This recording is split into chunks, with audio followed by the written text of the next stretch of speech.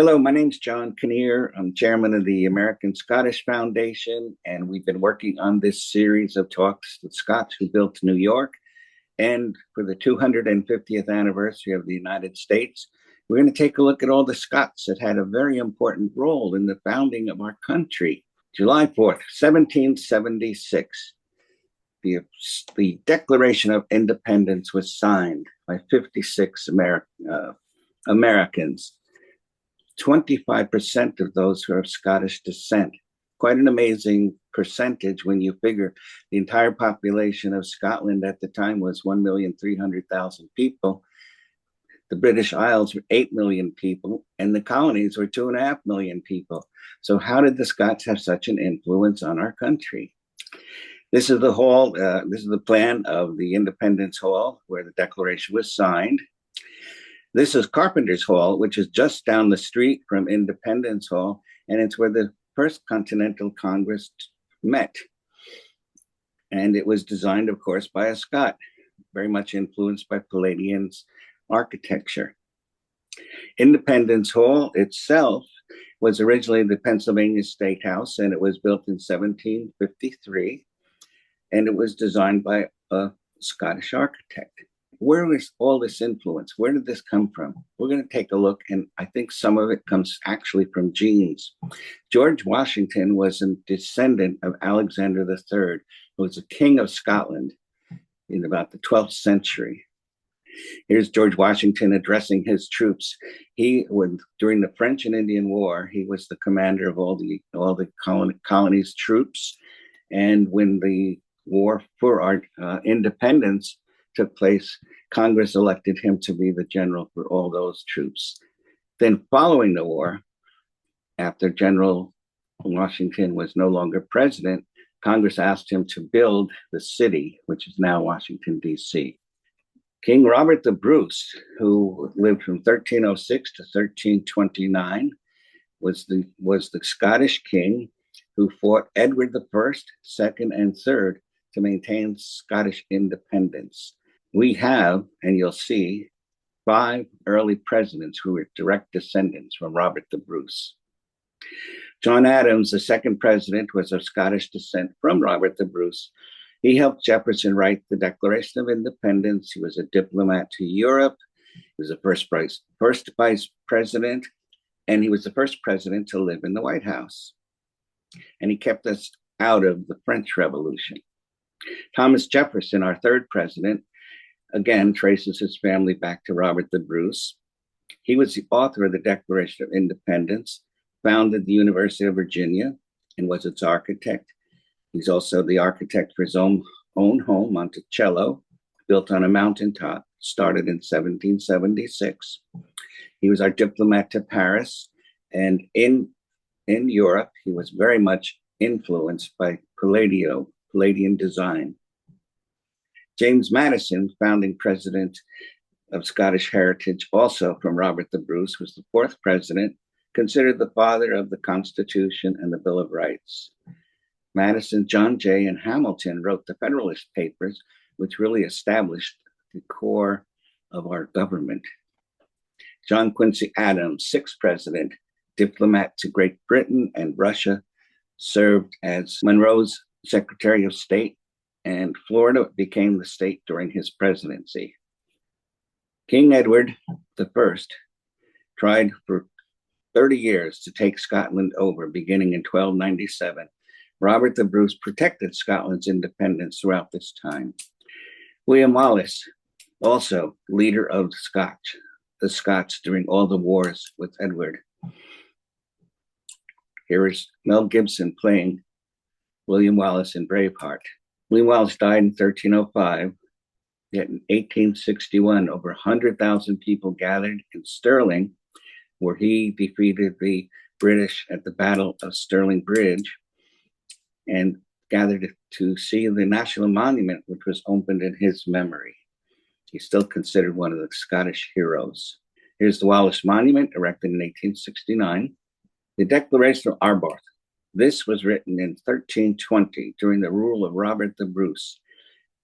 The documents considered an influence on the American Declaration of Independence. The Declaration of Arworth, as long as but 100 of us remain alive, never will we on any conditions be brought under English rule. It is in truth, not for glory, nor riches, nor honors that we are fighting, but for freedom, and for that alone, which no honest man gives up, but with his life itself. Here's the abbey where the declaration was signed by 30 of the leading noblemen of Scotland at the time. And it was on this date, April 6th, which we still celebrate as Tartan Day. And Tartan Day in 1998 was considered a national event with congressional approval. Pope John the 22nd received the Declaration of Arworth. The Pope wrote to Edward to desist invading Scotland. Of course, that letter didn't arrive for 4 years. In 1707, the Scots and the British did merge their countries. Scotland was represented in Parliament, although Scotland was able to maintain its own justice system and its own laws. This became the era of the Scottish Enlightenment. The Advocates' Library in Edinburgh was where many of the people that we're going to be reviewing now were able to meet.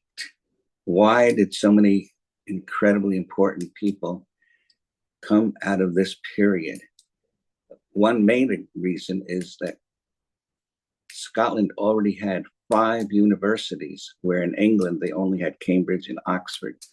Scotland had St. Andrews University, founded in 1413, Edinburgh University, founded in 1583, University of Glasgow, 1451, King's College, 1495, Marischal College, 1593.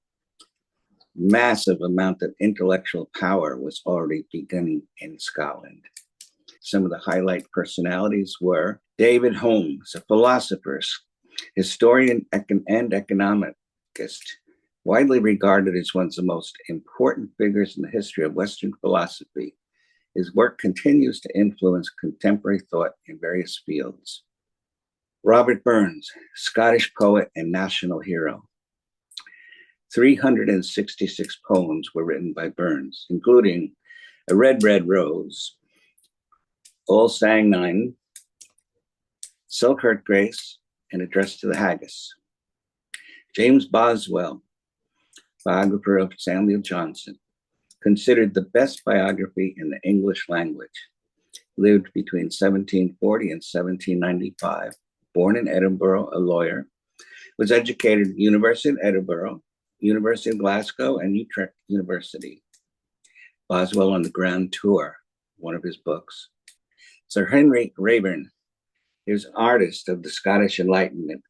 He's considered the greatest Scottish portrait painter, including one for King George III, painted over 1,000 portraits of prominent Scots. Pictured here is MacNab, one of his famous paintings. He also painted Robert Burns. The painting was actually lost for 200 years and finally recovered. You can see it at the Burns farm. James Wilson, Scottish descent, was one of the signers of the Declaration of Independence, and Washington appointed him as one of our first Supreme Court justices. Dr. John Witherspoon was a signer of the Declaration of Independence. He was a Scot. He was involved in the Royalist Wars prior to our Revolutionary War and was actually a prisoner in Dun Castle. He escaped by tying sheets together and actually got away. Something out of the movies, you would think. First battle of the Revolutionary War in the United States was not really Lexington, but it happened at the Battle of Almonds in North Carolina. Many Scots settled this area in 1739 and objected very strongly to all the taxes that the British were putting on the colonies. So the regulars actually got into a battle with troops sent by Governor Tryon to try and put down this revolt. William Hooper, who was the prophet of the independence and signer of the Declaration, was Governor Tyrion's attorney general at the time of the Battle of Allenamont. This is where the battle took place, and it was 1771, predates Concord by quite a few years. Here's the Battle of Allenamont Memorial in North Carolina. Of course, now we have the Battle of Lexington in April 1775. There was 77 Minutemen, which were the militia in the area. Of those 77, 32 were of Scottish descent. And one of the leaders, William Monroe, was also a Scot. There's a statue in honor of those Minutemen that's erected in Concord, Massachusetts. Thomas Jefferson, who was the author of the Declaration of Independence and our third president. And here's a copy of the original document.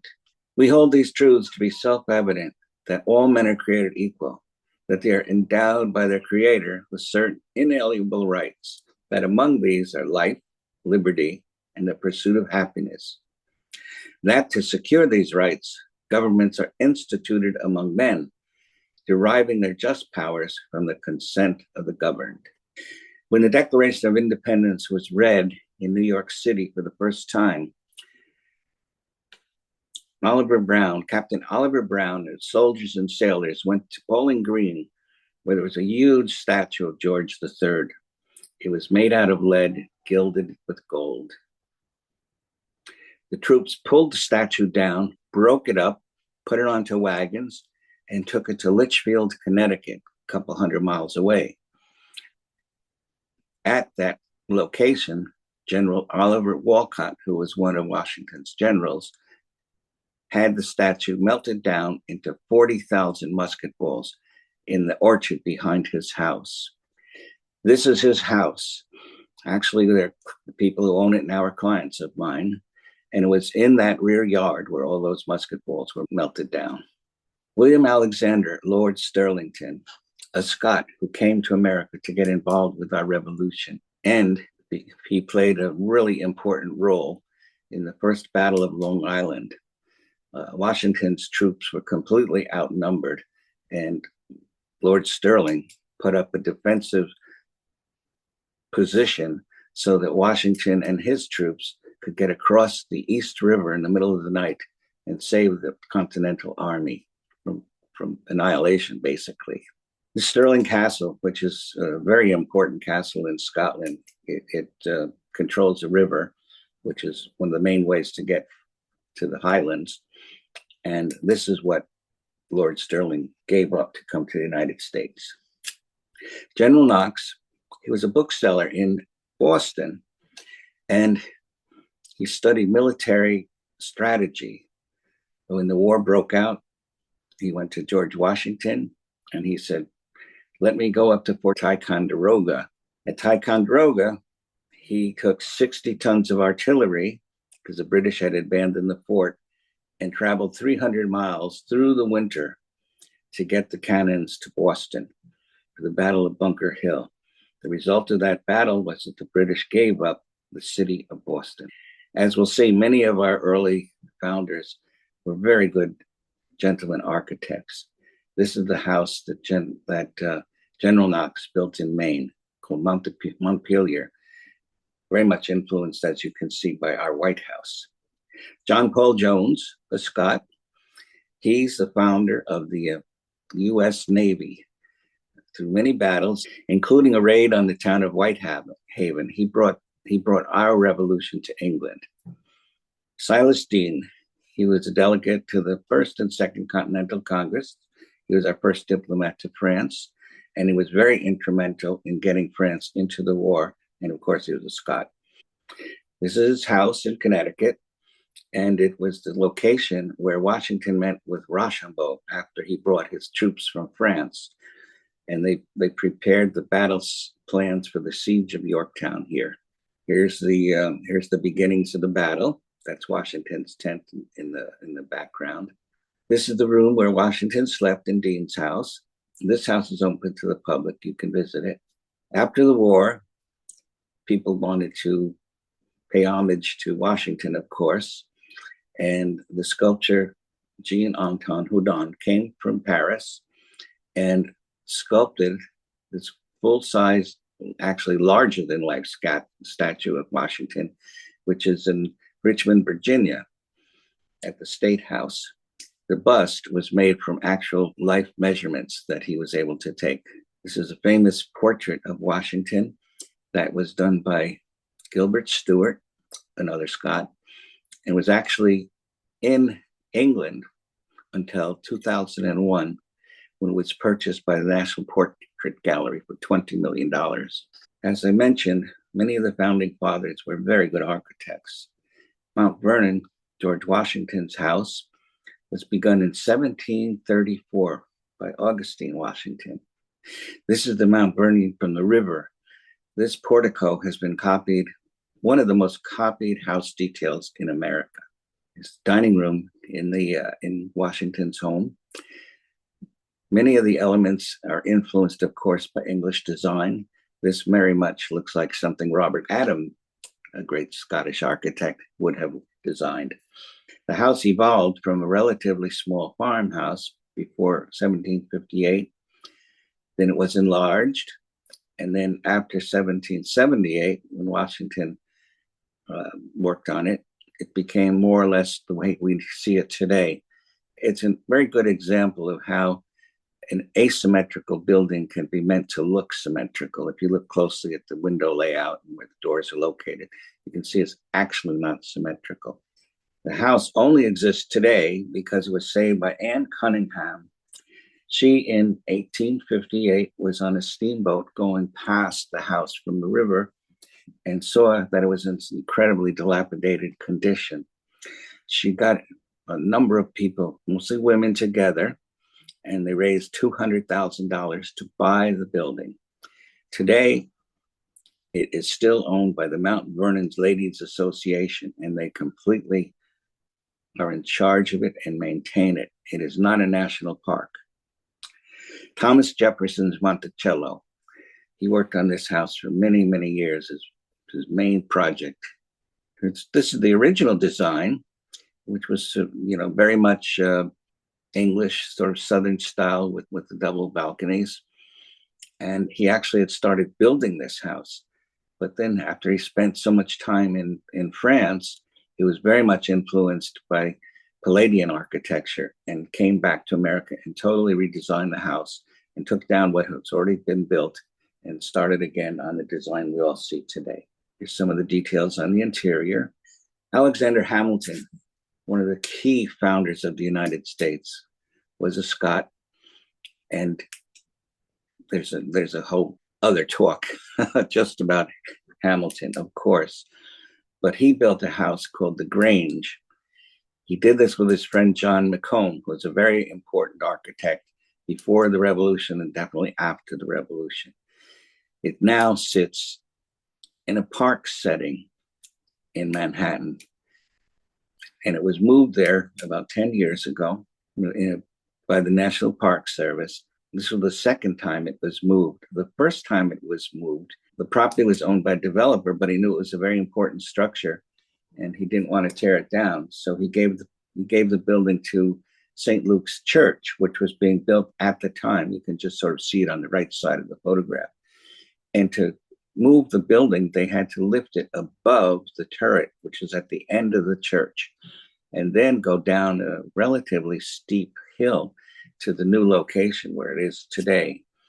Quite a history there and quite a house. David Hossack, another very good friend of Hamilton. He was a doctor and he was also friends with Jefferson, and he was America's first botanist. He built the Elgin Botanical Gardens on the site, which is today Rockefeller Plaza. He and Hamilton, Jefferson were great friends, and many of our founding fathers were very involved in botany and agriculture. His buildings are kind of influenced by the botanical gardens in Edinburgh, which were the first botanical gardens in the Western civilization. John McComb Jr., who we saw at Hamilton's Grange, is a very important architect. Government House, 1790, originally designed to be the president's house. When the time they thought the capital of New York, the capital of the United States, would be in New York. New York City Hall.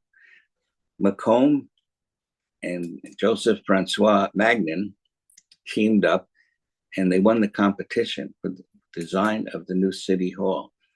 And it is the City Hall that we all know today. Beautiful building. Macomb has 8 existing buildings that are all today landmarks, more landmarks for single individuals than anybody else has. There was a Washington Street townhouse at 317. There was also another one at 315. St. Mark's Church in 1799, which was on the site of Peter Stuyvesant's farm. The Grange we've seen, 1802. City Hall, 1802. The Brooklyn Navy Yard's Commandant's House in 1805.